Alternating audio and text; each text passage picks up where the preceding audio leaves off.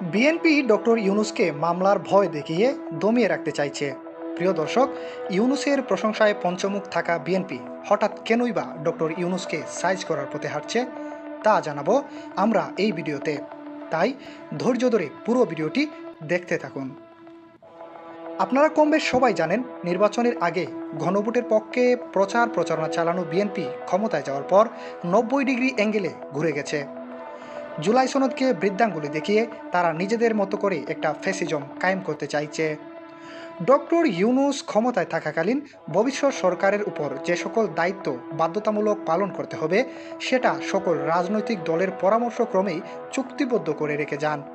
এখন সেটা যদি এই নির্বাচিত সরকার অর্থাৎ বিএনপি পালন করতে অস্বীকার করে, তাহলে আইনগতভাবে ডক্টর ইউনূস সেটার বিরুদ্ধে কথা বলতে পারেন, যদিও তিনি এখন পর্যন্ত এ বিষয়ে কোনো কথা বলেননি।